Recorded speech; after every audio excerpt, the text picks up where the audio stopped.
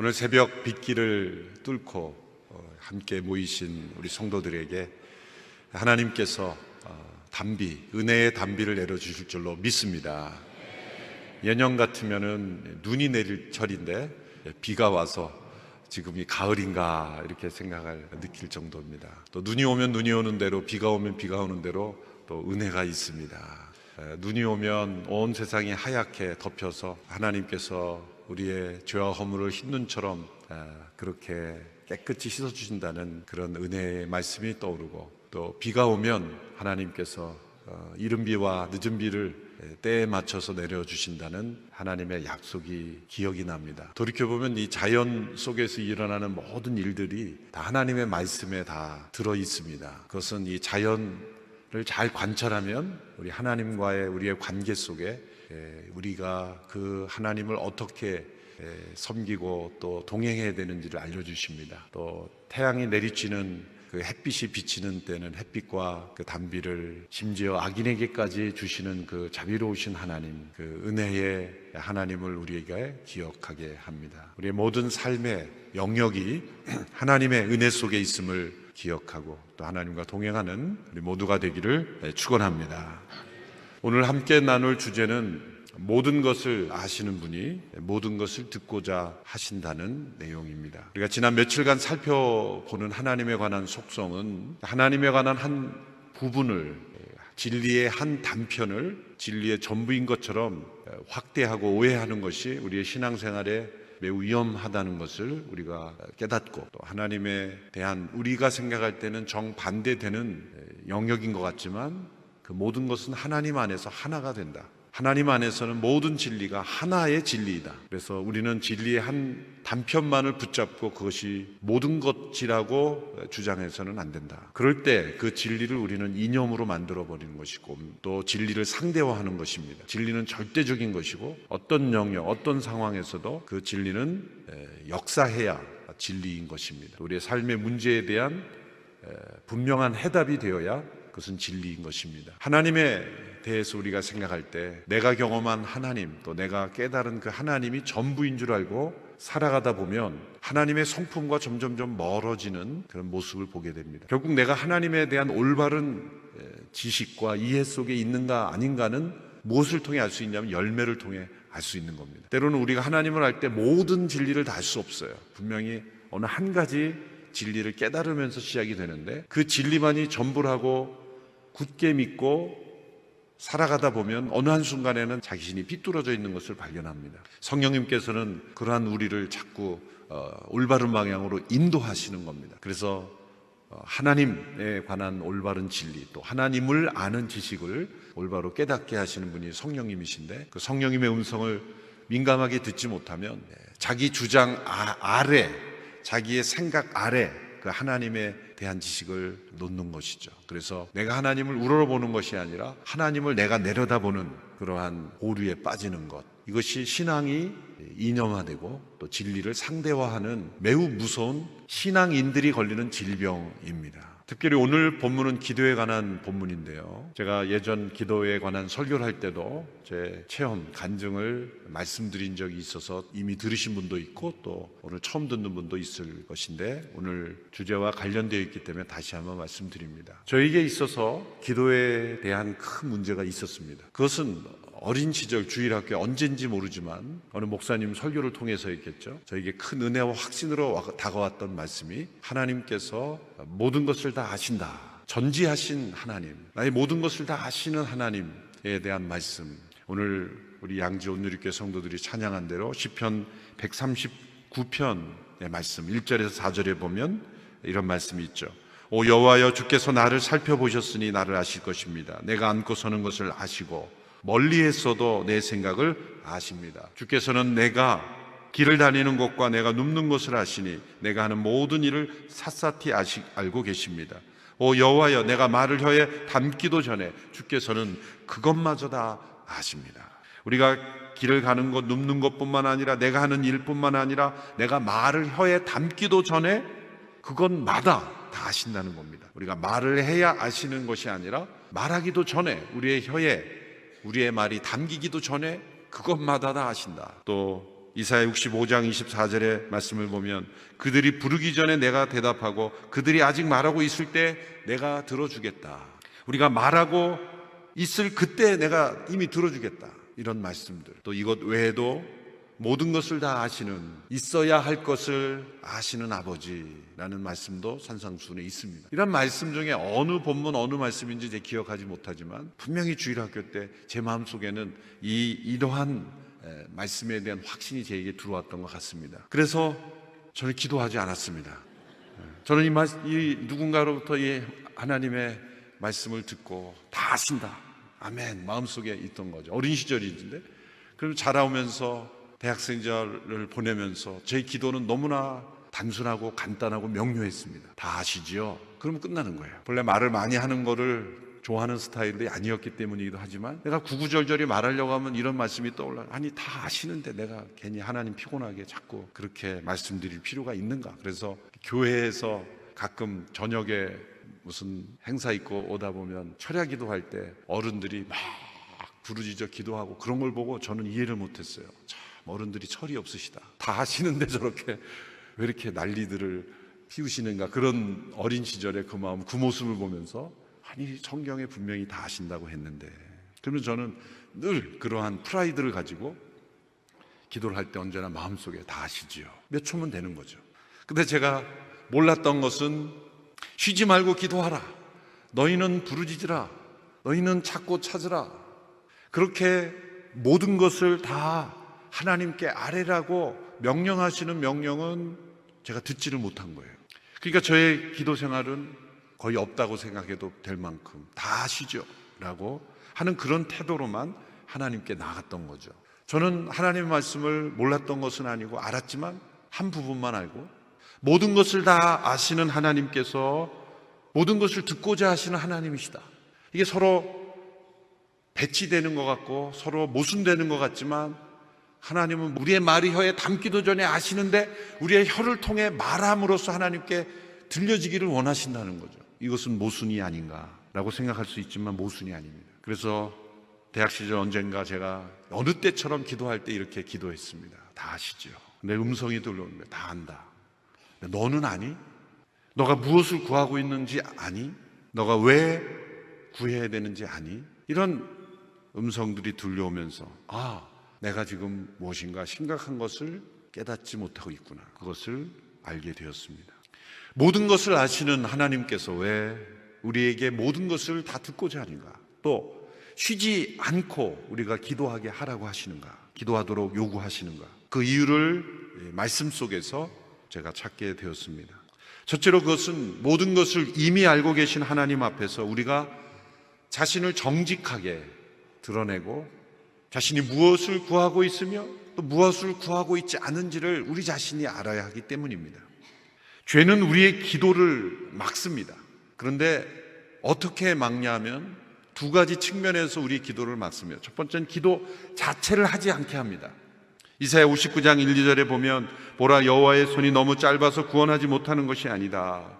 귀가 너무 어두워서 듣지 못하는 것이 아니다. 다만 너희의 죄악이 너희와 너희 하나님 사이를 갈라놓았을 뿐이다. 너희의 잘못이 하나님의 얼굴을 가렸기 때문에 하나님께서 너희의 말을 듣지 않으실 뿐이다. 우리의 죄가 하나님과 우리의 사이를 가로막았고 또 그 죄로 인해 하나님의 얼굴을 가리게 됐다. 죄는 하나님과 우리의 기도를 막는 거죠. 교제를 끊는 것입니다. 그러나 더 큰 문제는 우리는 기도하면서조차도 하나님 앞에 죄를 짓습니다. 그것은 정직한 영혼으로 하나님 앞에 나아가지 않는다는 겁니다. 그것은 마치 하나님께서 아담을 부르셨을 때 아담아 내가 어디 있느냐 이 질문하셨을 때 제가 벗었으므로 두려워하여 숨었나이다. 그 말은 진실한 대답이 아니죠. 내가 어디 있느냐라고 할 때 그것은 장소를 물어보신 것이 아니라 너가 어찌하여 이런 모습으로 나를 숨는 관계가 되었느냐라고 질문하신 건데, 그때는 제가 하나님 앞에 불순종하여 금지된 열매를 따먹었으므로 제가 두렵게 되었습니다. 그게 정직한 대답이죠. 그런데 아담은 엉뚱한 대답을 합니다. 제가 벗었으므로 두려워하여 숨었나이다. 그럼 하나님 이렇게 말씀하실 수 있죠. 그럼 이전에는 안 벗고 있었니? 지금 벗었기 때문에 두려운 게 아니에요. 그전에는 벌거벗었으나 부끄러워하지 아니하였던 그 상태에서 왜 두려움이 임했습니까? 그것은 불순종이라는 죄 때문에 두려움이 임한 것이고 하나님께로부터 숨는 상태가 된 겁니다. 그래서 타락한 인간의 영혼은 하나님 앞에 나아가면서도 정직할 수 없어요. 그것이 우리의 문제입니다. 그래서 성령의 도우심이 아니면 우리는 정직하게 나아가지 못합니다. 그래서 한순간에 이 정직성이 회복되지 않습니다. 짧은 순간의 기도로 이 정직성이 회복되지 않습니다. 이 영혼의 정직성이 회복되기 위해서는 오랜 기도가 필요합니다. 오랜 기도가 필요해요. 그래서 이 추운 겨울 연말 연시에 왜 40일이나 우리가 같이 이렇게 모여서 같이 해야 되는가? 물론 매일 하는 분들이 있죠. 그러나 이렇게 시간을 정해서 더 많이 모여서 하는 이유는 이 30일째 되면 이제 다 지칩니다. 지쳐야 영혼이 정직해져요. 육성으로 막 육신의 힘이 있어서 나오는 게 아니라 이제는 육신의 힘도 빠지고 몸도 지치고 그런 것 같은데, 그런데 놀랍게 거기서부터 진짜 정직한 기도가 시작이 되는 거죠. 예전에 북경에 계신 강부호 목사님께서 저희 교육자들 같이 인도할 때 교육자 수련회를 같이 갔는데 프로그램을 짜셨어요. 그런데 그 프로그램이 2박 3일 동안 말씀 읽고 기도하고 또 말씀 읽고 기도하고 찬양하고 그것으로만 프로그램을 짠 거예요. 그 성도님들이 좀 의아해 하시겠지만 목회자들이 그러면 수련회 가면 말씀 읽고 기도하고 찬양만 하지 다른 것도 합니까? 근데 대기 가면 서로 이렇게 운동도 하고 같이 남성들끼리 목욕탕도 가고 교제도 나누고 뭐 그런 시간들이 좀 있어야 되는데 말씀 기도 찬양 으로만 다 짠 거예요. 100%. 아마 강보 목사님 지금도 그러고 계실 거예요. 그래서 하는데 우리 마음속에 불만이 좀, 아니 이거 2박 3일 동안 이 말씀 돌아가면서 설교하고 기도하고 돌아가면서 설교하고 기도하는 거예요. 목회자들인데 그 프로그램을 다들 싫어했어요. 꼭 이렇게 해야 되나? 아마 여러분 뭐 순예배를 순 리트릿을 가든 뭐 공동체 가든 하루 종일 프로그램을 리트릿을 갔는데 1시간 동안 기도하고 찬양하고 또 잠깐 쉬었다가 다시 기도하고 찬양하고 그러면 꼭 이렇게 해야 됩니까? 그런 마음이 일어날 거예요. 우리 목회자들이 그랬다는 거예요. 제 마음속에도 목사님 꼭 이렇게 해야 되나? 그래서 열심히 기도를 합니다. 그런데 다 겉으로 하는 거예요. 속으로는 꼭 이렇게 해야 되나? 그러더니 하루 이틀 지나면서 이제 다 포기한 거야. 이제 진짜 해야 되나 보다. 그리고 다 포기하니까 그때 진짜 기도가 나오는 거예요. 그때 깨달은 것은 우리의 영혼의 이 정직성은 시간이 필요하다. 또 성령의 역사가 필요하다. 그리고 자신의 거짓된 모습이 드러나는 이 과정을 반드시 거쳐야 된다. 그리고 내가 구하는 것이 진짜 내가 간절히 구하는 건지 아닌지도 분별해야 되고, 그리고 내가 진짜 하나님께 기도하고 있는 건지 아닌지도 되돌아볼 필요가 있다. 어떤 때는 기도를 들어보면은 하나님께 야단치고 있어요. 하나님 이래서 해야 됩니까? 하나님 뭐 하시고 계신 겁니까? 지금 이렇게 이런 하나님께 야단을 치거나 하나님께 지시하시거나, 또 어떤 경우에는 다른 사람에게 지시할 걸 기도로 그 사람은 이렇게 하게 하시고 저 사람은 저렇게 하게. 그러니까 하나님께 진짜 대하는 그 정직한 기도의 영혼이 아닌 경우가 있습니다. 그래서 예수 그리스도가 이런 기도문을 먼저 드렸죠. 모든 기도보다 앞서야 하는 기도는 기도하는 이가 진정 나 자신이게 하시고 내가 기도를 드리고 있는 대상이 진정 하나님이게 하소서. 당연한 말인 것 같지만 기도하는 이가 진정 나 자신이어야 돼요. 나의 정직한 영혼이어야 되고, 기도를 내가 하고 있는 그 대상이 진정 하나님이심을 깨닫는 이 정직성, 영혼의 정직성은 오랜 기도와 훈련, 그리고 하나님 앞에서 내 영혼이 그리스도의 십자가 앞에서 다 드러나고 성령의 도우심이 아니면 영혼의 정직함을 회복하기 어렵다는 거죠. 그래서 하나님께서 나의 모든 것을 다 아시지만 문제는 내가 가리고 있는 겁니다.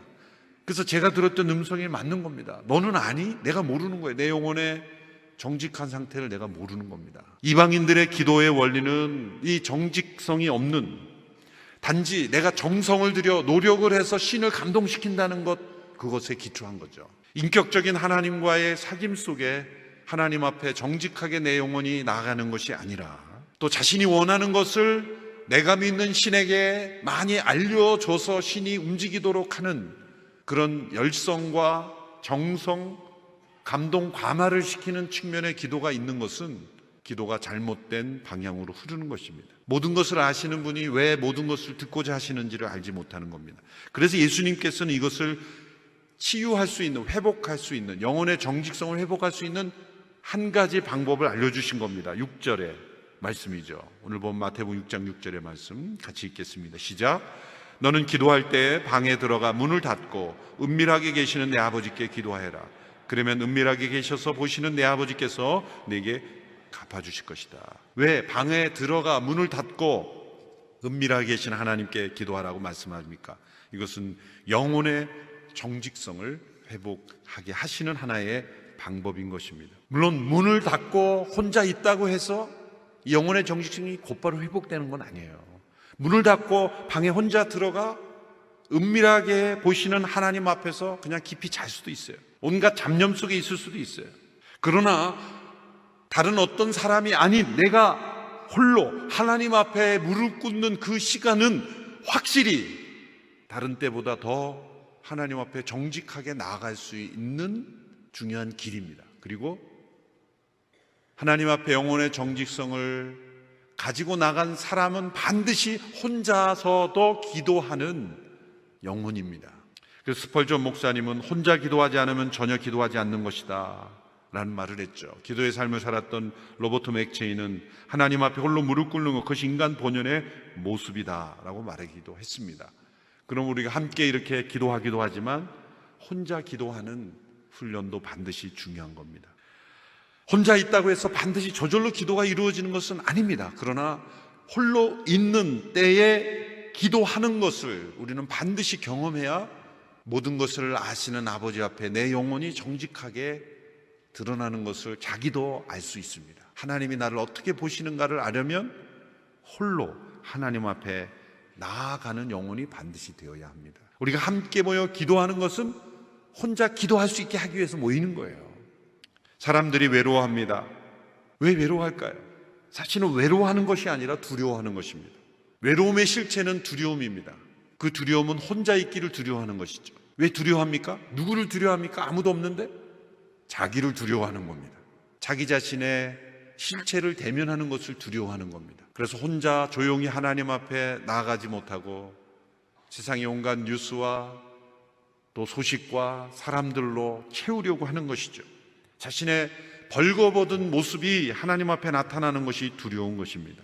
그래서 혼자 있기를 싫어하는 겁니다. 그 두려움을 넘어서서 내가 하나님 앞에 숨겨도 하나님은 다 아시는 그 하나님이심을 기억하고 나의 입술로, 나의 마음으로 하나님 앞에 내 모습 그대로를 말하기 시작할 때 하나님이 이미 아시는 내 모습을 나도 알게 되는 겁니다. 중요한 것은 하나님께서 내 마음과 뜻을 몰라서 기도하라고 하신 게 아니라 하나님께서 나를 어떻게 보시는지를 내가 모르기 때문에 우리는 이 기도를 통해서 하나님 앞에 기도하는 과정을 통해서 하나님이 보시는 나를 발견해 갈 수 있는 것이죠. 그럴 때 진짜 하나님과 나의 만남이 시작이 되고 대화가 시작이 됩니다. 왜 하나님과 대화가 시작이 안 되고 또 하나님의 음성이 들리지 않습니까? 자꾸 하나님 앞에 거짓으로 대하니 하나님과 주파수가 잘 안 맞는 거예요. 정직이라는 주파수로 하나님 앞에 나아가야 하나님의 음성이 들려오기 시작합니다. 두 번째로 모든 것을 아시는 분이 모든 것을 듣고자 하시는 두 번째 이유는 하나님께서는 응답 자체보다 우리와의 대화 그 자체를 더 중요하게 생각하시기 때문입니다. 하나님은 우리에게 모든 것을 원하신다면 다 주실 수 있는 하나님이십니다. 그런데 하나님은 그 응답 그 자체보다 더 소중하게 생각하시는 것은 그것을 통해서 우리와 더 깊이 대화하기를 원하신다는 겁니다. 하나님은 우리에게 어떤 것을 주시지만 그것은 통로일 뿐이요, 더 중요한 것은 우리와의 인격적인 만남과 사귐, 대화, 거기에 더 많은 관심을 기울입니다. 그것은 부모와 자녀와의 관계를 생각해 보면 너무나 자명한 이치입니다. 자녀가 부모에게 어떤 요구를 할 때 부모는 자녀에게 그 요구를 들어줄 수 있다면 다 들어줄 겁니다. 또 필요하다면 다 들어줄 겁니다. 그런데 만일 자녀가 원하는 것은 무엇인지 다 들어줄 수 있는 부모가 있는데 그 부모는 자녀가 원하는 것은 다 들어주는데 자녀와의 마음을 나누는 대화에는 관심이 없어요. 엄마 아빠 나 뭐 필요해? 그래 그럼 너 그거 사라 그러고 돈 보내주고 사주고. 그런데 자녀가 왜 그게 필요한지, 그걸 어디에 쓰려고 그러는지, 그걸 통해서 무엇을 원하는 건지 관심이 없다면 자녀는 원하는 것은 얻었지만 부모는 얻지 못하는 거죠. 부모가 자녀에게 무엇을 줄 때는 사실은 그 원하는 것을 들어주는 선물보다 더 중요한 건 부모 자신을 주어야 하는 거죠. 진정한 선물의 조건은 그 선물을 주는 이가 그 선물과 함께 자신을 주어야 하는 겁니다. 선물과 함께 그 주는 이가 보여야 진짜 선물인 거죠.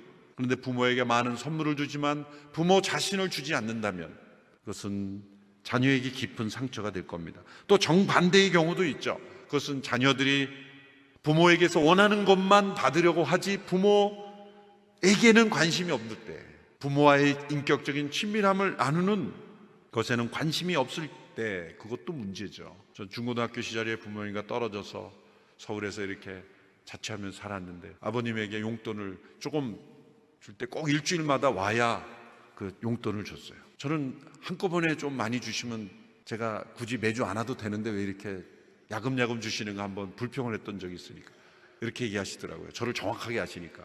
돈을 안 주면 너가 안 오잖아. 그게 자녀의 모습인 거죠. 뭘 안 주면 안 오니까. 그래서 우리 부모님들 자녀에게 주실 때 야금야금 주세요. 한꺼번에 주지 마시고.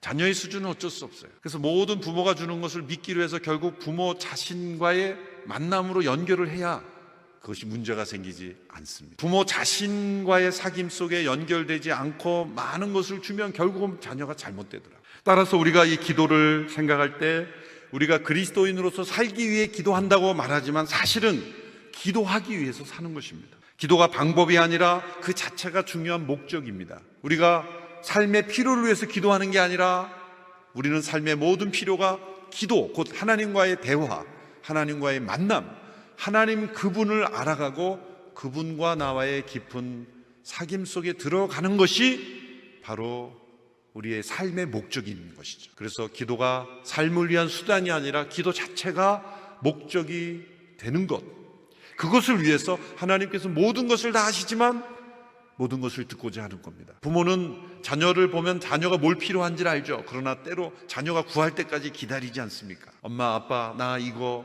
도와줘라고 구할 때까지 기다리는 것은 그것을 통해서 부모에게 가까이 나오는 자세, 부모를 의지하는 자세, 또 부모가 어떤 분인지를 깨닫는 자세를 배워가는 것처럼 부모가 자녀의 모든 필요한 것을 다 알지만 구하고 대화하기를 원하는 거죠.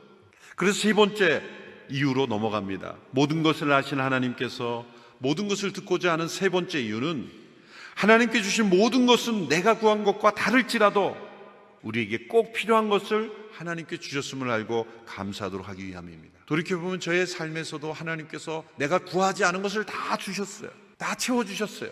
구하지도 않은 것을 다 채워주셨는데 문제는 내가 구하지 않고 하나님이 주신 것은 다 내가 잘나서 생긴 줄 압니다. 하나님께 대한 감사가 없습니다. 단 1,000원이 필요해도 1,000원을 구해서 얻은 사람은 하나님이 1,000원을 주셨다고 감격을 하는데 1,000원을 구하지 않은 사람은 10,000원, 10만 원이 생겨도 이건 내가 잘나서 생겼다고 생각하는 거예요. 모든 것을 주시는 그 하나님께 영광을 돌리지 않고 감사하지 않는 것입니다. 하나님은 있어야 될 걸 다 아시고 우리가 필요한 것을 혀에 말을 넣기도 전에 아시는데 왜 구하라고 하시는가?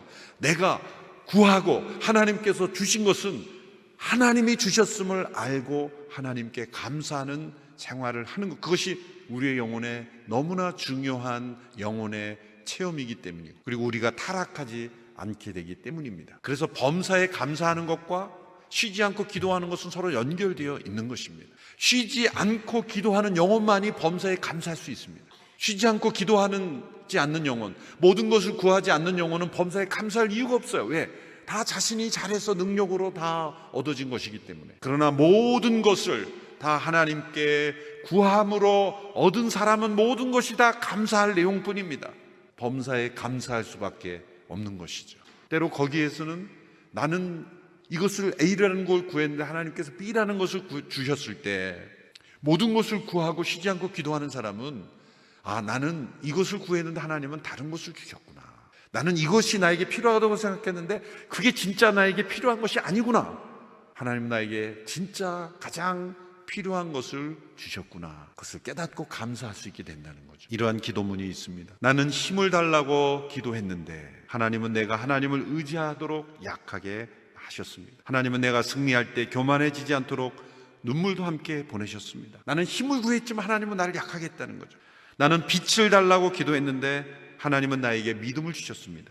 비록 멀리 볼 수는 없을지라도 하나님께서 나와 함께 동행하심은 의심하지 않습니다. 나는 성취할 수 있는 힘을 달라고 간구했는데 하나님은 내가 순종하도록 약하게 만드셨습니다. 나는 더 위대한 일을 할 수 있도록 건강을 달라고 간구했는데 하나님은 더 나은 일을 할 수 있도록 은혜를 주셨습니다. 나는 행복해질 수 있도록 부유함을 간구하였는데 하나님은 내가 지혜로워질 수 있도록 가난을 주셨습니다. 나는 사람들에게 칭찬받을 수 있는 힘을 달라고 간구하였는데 하나님은 하나님을 필요로 하는 약함을 주셨습니다. 나는 인생을 즐길 수 있는 모든 것을 달라고 간구하였는데 하나님은 모든 것을 즐길 수 있는 생명을 주셨습니다. 나는 내가 간구한 모든 것은 아무것도 응답받지 못했지만 내가 소망했던 모든 것들에 대하여 나의 기도는 응답받았습니다. 이것이 모든 것을 아신 하나님께 모든 것을 간구하는 사람이 자신의 영혼의 정직성을 깨닫고 하나님이 원하시는 것은 나와의 관계, 나와의 대화, 나와의 사귐이라는 것을 깨닫고